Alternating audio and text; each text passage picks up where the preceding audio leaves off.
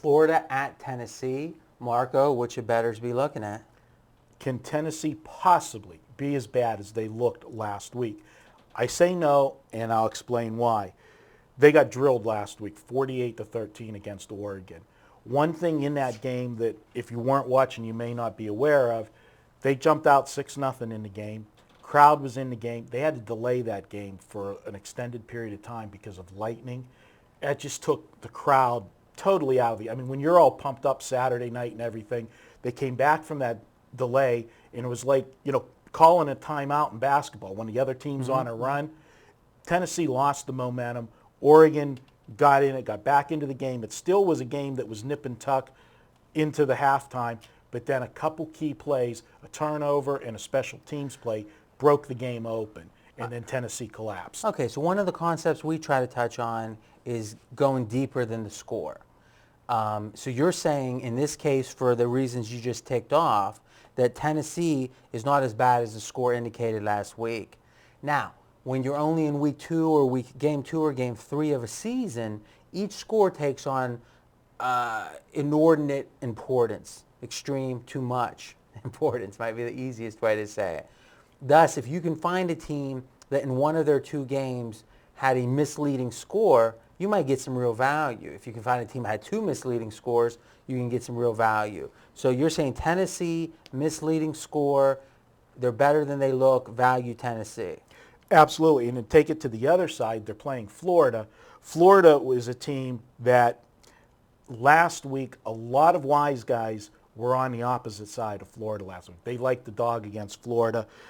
They were playing South Florida last week, and Florida ended up winning. So we always talk about gamblers that when they lose a game, they have a bad taste in their mouth. So right now, Tennessee's at their lowest point that you could have in the public's view, and people that stepped in front of Florida last week now feel bad and say, this Florida team is better than we thought, so they're putting them higher on the pedestal, and I think it makes the perfect storm to grab the home dog here. Overrated team, underrated team. All right. Now, you said wise guys were fading Florida last week. Was it wise guys or the public? Let me rephrase. A lot of other handicappers.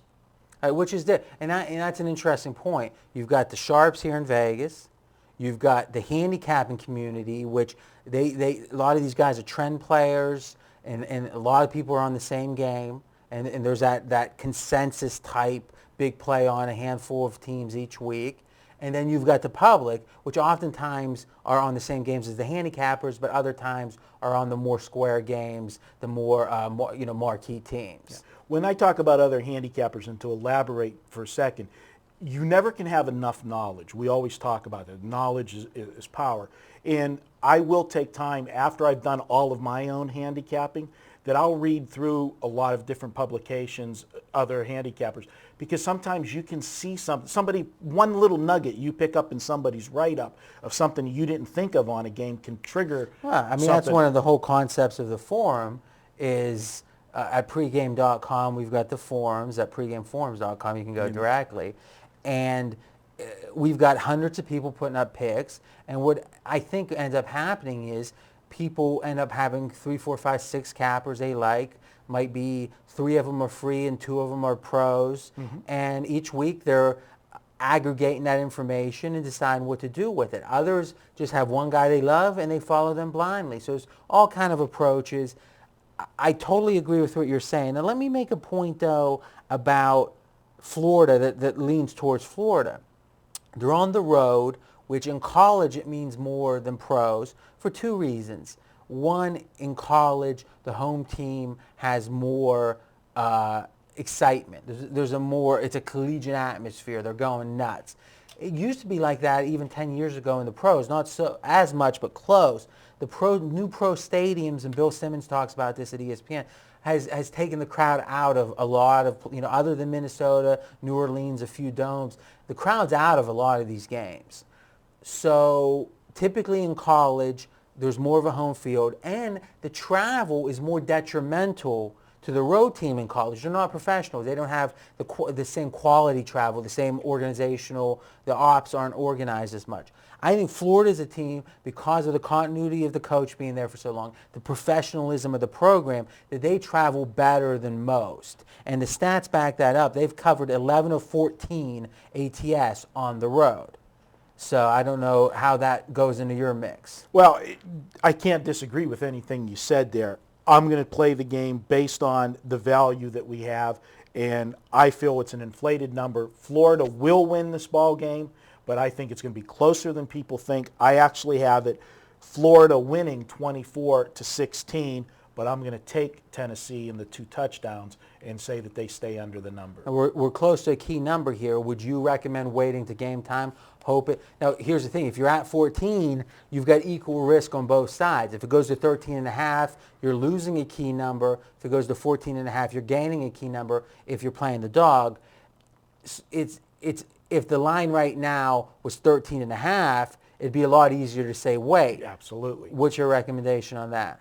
On this point, being that the line opened at 15 and has come to 14, I'm going to grab the 14 now. And what I always use as my barometer of what I'm going to do, grab the play, is if the number that it moves against me, the half a point, creates a loser for me, I'm going to buy it at the number it is now. Right now, When you say buy it, you're going to bet it. I'm going to bet it at the 14 because I may not win the bet, but I won't lose the bet if it falls on 14. And it seems like there's 2 reasons to hate losers. One, you are paying the juice, so you lose 1.1 instead of 1 unit. But number 2, the psychology of it. I'm assuming for you, a conservative dude, it's big chunks of psychology. You don't want to lose a game you could have pushed. Right, exactly. My gut feeling on that would be that clearly it seems like the Tennessee moves a legitimate early sharp position. I'd be hard-pressed to think Florida doesn't get the money come Saturday. I might, if I were playing this game, which I'm not, I might wait and try to get to 14.5. Last question as we go out here. Kiffin, coach last year at Tennessee, gone now. A lot of problems, a lot of intensity. Is Florida extra motivated here, even though Kiffin's not there, but many of the same players are, to get revenge for all the talk from last year? I would say no, because I think that was something that was personal more with Urban Meyer and Kiffin than doing it with the players. You know, those 2 coaches they didn't like one another. There's no question about that. Okay, now it's your turn to continue the conversation in the comments section with Marco and me. And next up we have Notre Dame at Michigan State.